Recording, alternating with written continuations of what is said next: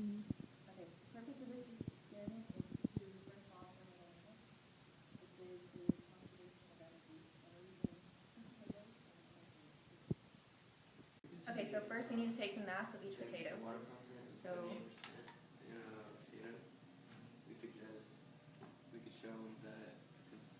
the mass of potato 1 is 0.194. Well, we can get the And for potato 2, we should get around that. For what? 0.18. Or we can just make our values and say that we did it. So using the thermometer, we take the initial temperature of each potato. Keep going.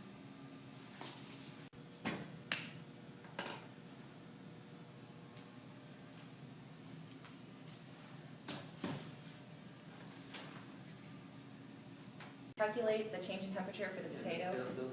We're going to use the microwave for 60 seconds. We should get a smaller sheet. The harder we make it, better.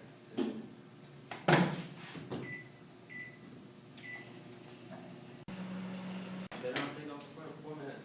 Now we take the temperature of the potato coming out of the microwave, and this is our final temperature.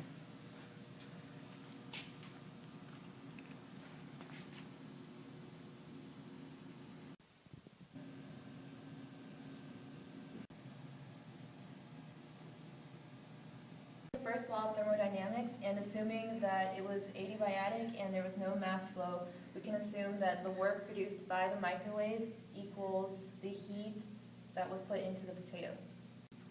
To compare the work of the microwave and the heat that goes into the potato, they had to have the same units, so we changed the Q in for the potato to kilowatts to match the microwave kilowatts. Calculating for the Q in of the potato, we get 0.368 kilowatts, which is less than 0.7, which was the work of the microwave. And the reason for this is that the temperature difference is lower than it should have been, because the final temperature didn't account for the heat lost from the back of the microwave. So had that been accounted for, the final temperature would have been higher and the difference would have been greater, and it would have been closer to 0.7. For the second potato, we get 0.398 kilowatts. The temperature difference for the second potato was larger, but the mass was smaller than the first potato, which resulted in a similar Q-in. Another way to analyze this would be to calculate for CP and treat it as a variable, and then compare our value to the standard.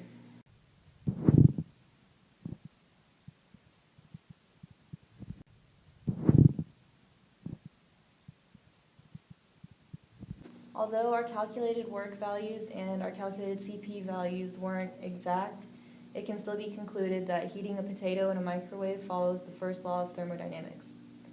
A reason for this error could be that we were the second people to use the microwave, and looking at our potato, it steamed a lot in the microwave, which would have created humidity, and this humidity was caused by the first group that went before us.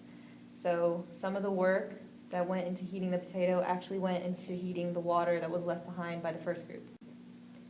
The rate of heat loss decreases over time, so initially the potato was quickly losing heat when it was first taken out of the microwave and before the temperature was measured.